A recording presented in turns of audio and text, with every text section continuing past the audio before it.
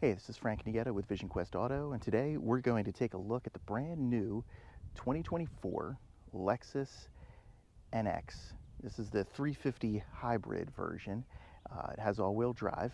It has all the bells and whistles pretty much that you'd want out of this car. But the really interesting thing about that is that it's a brand new car that's a hybrid, and it's not a plug-in hybrid, and it's not an EV. Now, why is that interesting? It's interesting because this is a vision that Toyota has, and it kind of differs from a lot of the rest of the automotive industry. You know, everybody else is gearing towards, for the most part, is gearing towards electric cars. Toyota is as well. One of the interesting things that Toyota is doing is that they say that there's a lot more to be done with hybrids. What they've noticed is that there's, of course, a lot that goes into making an electric vehicle, you know, as far as the batteries go. That can do a lot of environmental harm, can do a lot of different kind of damage. It can make it harder to declare that this car is totally green until it hits a certain amount of miles. They've been able to factor all this in, and they say that hybrids take a lot less, that they're less harmful to the environment than EVs. Now, whether that's true or not really depends on your point of view and how you feel about this, but they make a good point, to be honest. And they're not just saying, hey, we're going to continue to put these cars out and just say that we're going out there and we don't want to go into the EV sector. What they're doing is they're still going into EVs, but they're also making plug-in hybrids, and they're still making regular hybrids. That's becoming less and less the norm, but Toyota's embracing it, and they're making them even better. This particular model, even with the all-wheel drive, even with the extra weight, this is a little bit bigger than the RAV4, which is the platform that this is based on. Even with all that, this is getting an estimated 39 miles per gallon. Now, I've observed about 35 miles per gallon, but it's been very hot here, like upper 90 temperatures. It's already 85 degrees or so, and we're at just about 11 o'clock. So it's hot.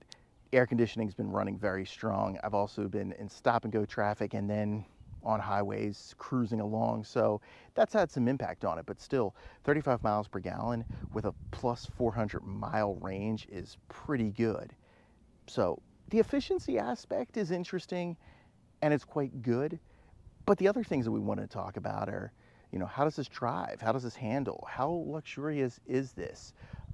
Is this the right car for me? So let's get to it. So this sticks with the current Lexus SUV styling, really just the Lexus styling in general, with that big grille. Kind of has an X look to it.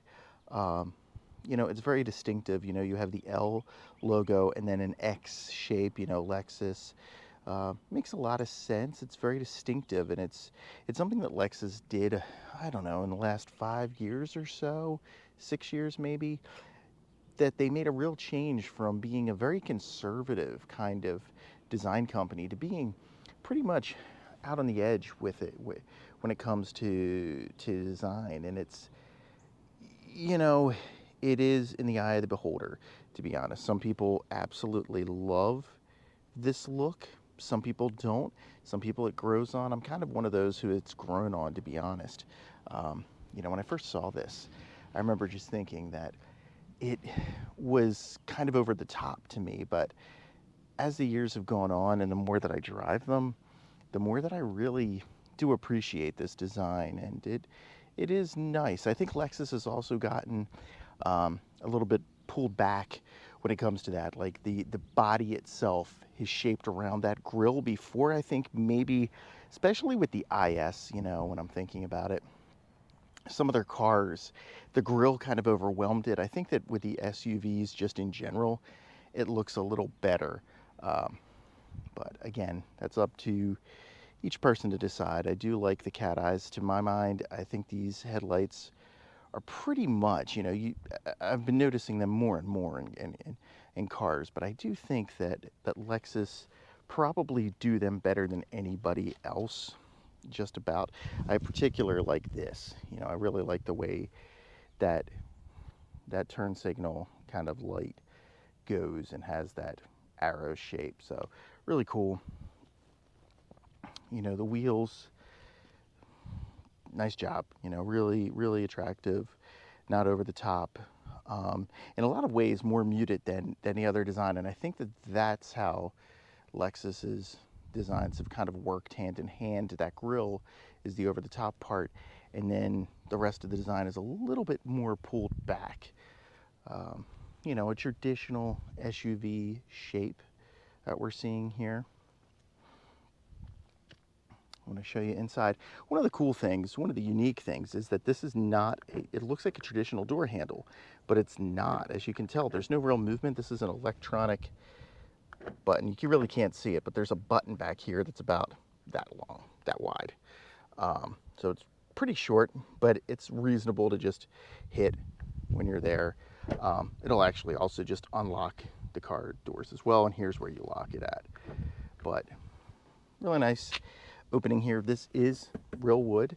That's a cool feature, and that goes back to the original Lexuses, to be honest. You know, Lexus has always been about the wood trim. If you remember back in those early Lexuses, they were really known for having that wood on the steering wheel. That's no longer the case, but you know, they've kept that wood right there, and you know, they've maintained a very nice, very attractive luxury interior. You know, they haven't gone too over the top, but they have updated their styling. I noted this, you know, last time around in Toyota reviews here, in the Highlander review, is that, you know, Lexus has gone for more and more, Lexus Toyota has gone for more and more two-tone, trying to update their style a little bit more. It's still reserved, but it's more exciting than what, you know, had been the case in the past for Lexus. This is also kind of a cool thing. You know, at first some people have had some trouble figuring out how to open up the doors, but you know, just push that and it unlocks it. You can hear that there. It's an electronic lock. Now, one thing I want to note here, and we'll get to this in a few minutes, but there is just a generic speaker system. There's no call out to the manufacturer. And the interesting thing about that is generally that's a sign that the sound system's just okay. I've noticed that the sound system is really, really nice. So I'm not sure what brand they've used, but you know, Lexus did a really nice job. I've heard that it might be Pioneer. I've heard that it could be Sony somewhere. No idea. It could be Mark Levinson, but I assume that Mark Levinson would be badging around it. So that's where I'm not quite sure what it is. What I can tell you is that the speakers sound fantastic. They're really nice. Now I did adjust the equalizer. I have that also adjusted on my phone, but the sound is top notch. We're gonna go through. I'm just gonna continue to walk around here a little bit more, but we'll get to the infotainment in a minute. As you can tell, coming back to the back, decent amount of backseat space. You know, not a ton. It's more surprising. I just sat back here, you know, essentially sitting behind myself here, and I had no problems. You know, would I want that on a really long road trip? Maybe not. But this is a good everyday SUV, I think, you know, when you come for the transportation. And again, you know, the materials quality still very good. You know, just two USB-C ports down there, and a cigarette, you know, charger there, you know, regular plug-in charger. So nothing outstanding, but nothing that you wouldn't not expect. And you've got your armrest cup holders here, you know, solid. Again, nothing too fancy, but it's solid. This is a step up from a RAV4, and it does show that way. Again, a little bit of wood trim. Come back around here. I do like the way that the Lexus spelled out. I like that a little bit more than the front grille, to be honest. I think it really kind of shows through. The thing that's cool is it picks up different colors, so especially if you've got like a red or a pink, it kind of gives it its own cool kind of tint that's almost a copper-like tint. I've noticed this multiple times, so it's kind of a cool feature. Not feature, but it's kind of cool. Inside, there's actually a good amount of space here. You know, I've got my kit with me here, but that's a lot of space. And when you drop down those seats, it's even more. One thing I also just like to point out that I don't think, most people recognize is Toyota Lexus actually pays attention to their cargo cover here. This is got a nice way to fold up for you. So you take that down, unhook it, pull it out, and you see this hinge. It just folds. It's really nice. Double hinges here. This has also got like a vinyl edging, which is a nice touch. Not a lot of companies put that kind of attention to detail onto their products, and so I kind of wanted to just give that a little bit of a call out. So pretty nice.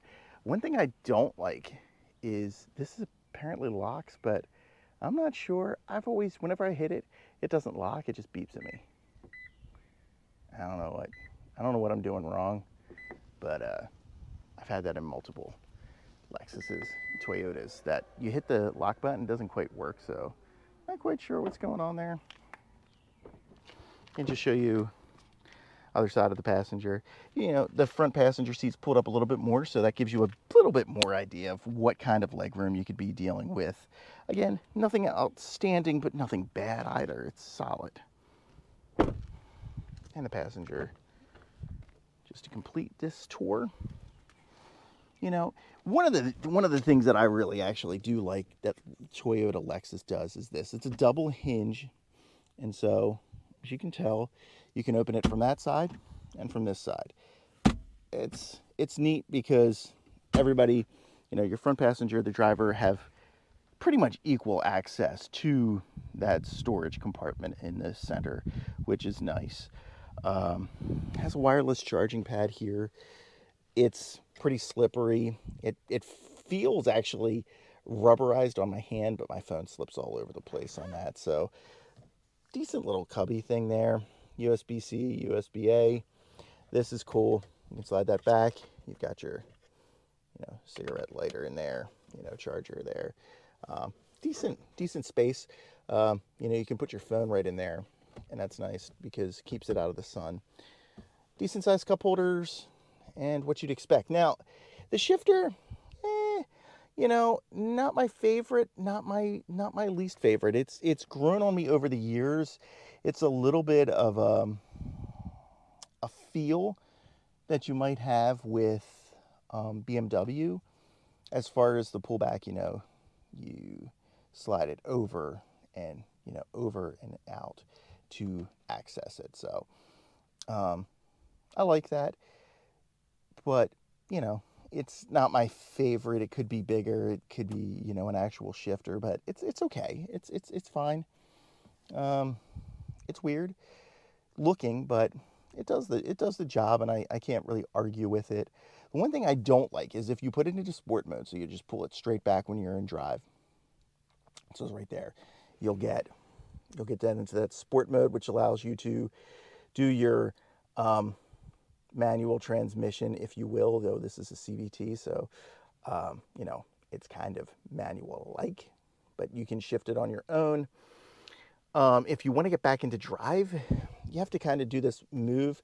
I've never had it fall out, but I can easily see that falling into neutral. So by all means, if you are going to shift from sport mode to regular drive mode, I would just advise being at a stop sign or come to a complete stop somewhere before doing that as you're driving. It just could be dangerous. So here is the infotainment system fully on. As you can tell, it's pretty big screen, and the impressive thing to me about this is that honestly, I would say probably 4 or 5 years ago even, I had Toyota Lexus as one of the worst infotainment systems. Now, why was that? It was because first, the tech was pretty old. It was hard to use. They really didn't want touchscreens, and they tended, especially on Lexus, to have a little touch to, kind of like a laptop mouse touchpad down here to control the action up here. They'd also have a little controller. All of them were terrible. You did get used to them, but they always felt pretty dangerous to me. I was just always kind of like, this could seriously cause an accident when you just want to change a song, you know? So that was not cool. They've gradually updated towards all touch screens throughout their systems. They've done away with the physical controls, as far as buttons and dials and touch, weird touch things. They've realized that touchscreens are the way to go, which is great. The other thing that they used to do is even when they went with touchscreens to start, they were very low res. Like, it just had this old CRT kind of TV look, not very good. It had a plasticky kind of sheen on here. They've gone with this kind of glass over touch. It's not really glass, I don't think. It's like some kind of a plastic, but they've gone with a really nice touch. It's wide. This is one of the biggest touch screens you'll see out there. I'm sure that, obviously Teslas and, Lucids and things like that are going to overwhelm this. Even the F-150's got bigger ones, but this is a pretty big touch screen, and I really like it. I also like that they have the permanent controls for these. It's all touch for the most part, but you can turn your heated seat, cool seat, your different climate controls. You can access your apps there, all kinds of stuff there. Sync it. You've still got your temperature to adjust right here, which is cool. You've got your volume. Got your volume knob. You can heat your side view mirrors, the rear and side view mirrors. You got your, so it's your rear defroster. You got your front defroster here. You got your camera views right there, which is kind of cool. That you can just access that. You've still got your, warning there. But really, really nice job by Toyota. Just a really great job there. They've also, I like the power button. It's up front and center. Some people might say that's a little bit of an odd place to put it, right there. A lot of people like to do it here, but I like the fact that you get in the car, you can see it. Awesome. Another thing that they're doing is that this is, again, that rear view camera, which I really like, and I'm, hoping more people put this in. I don't know if you want to drive with it all the time. It's still pretty good, but you can just flip it right down and there you go. Regular mirror, somebody's in the back, you have a clear view. It's very cool. Digital display for, your speed and, giving you your fuel economy, everything else there. So pretty cool there. Now I'm going to go for a ride here and we're going to get a little bit more. I'm going to give you some feedback about what I'm feeling when I drive this car. So first off, it's got, like I said, a solid amount of acceleration. One of the things that impressed me about this car in particular is that it is a CVT, of course, because it's a hybrid, but it doesn't do much droning. Really, I've had this car in a loan for about a week, and during that time, the only times I've really had a drone has been when I was coming to a stop, a hard stop, and then the light changed, and so I was trying to catch up, and so it was going uphill, so it was a drone. As you can hear, I think you can pick that up, maybe a slight drone there, as to be expected. I mean, it's a CVT. Even with a regular automatic in this kind of car, even without the hybrid, I think you might still catch some of that droning going on. So, you might get that a little bit, but not too much. The other thing that I noticed with this car, though, is just how quiet it is. This is not an electric vehicle, but it rides like one as far as the quietness goes. The only times you hear it is that slight droning aspects. The other thing that you'll notice is the ride is very, very smooth. Now, the handling, so the ride is really good. The handling leaves something to be desired. Even if you put it in sport mode, I don't really notice much of a difference.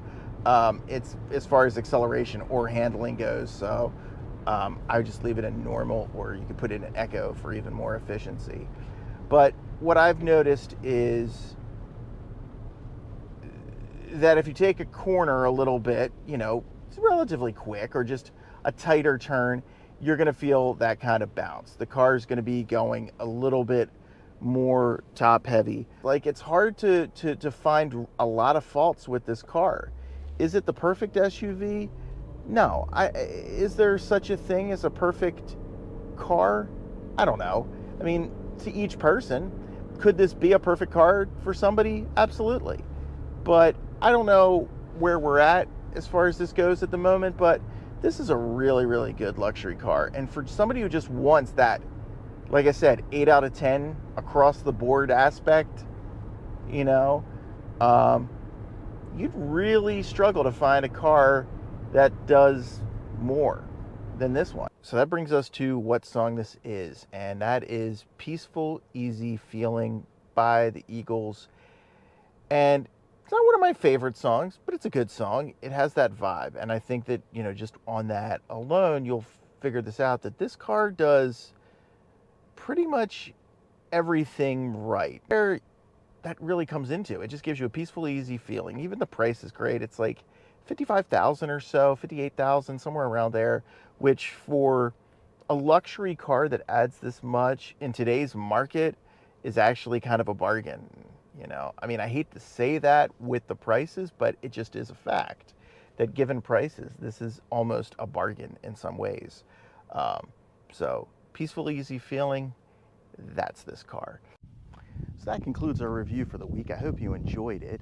And, if you did, please like, share, subscribe. You can find us, of course, on YouTube under the name Vision Quest Auto. You can find us on Instagram under the same name. And you can also find us on Twitter, X, under the handle Vision Quest A.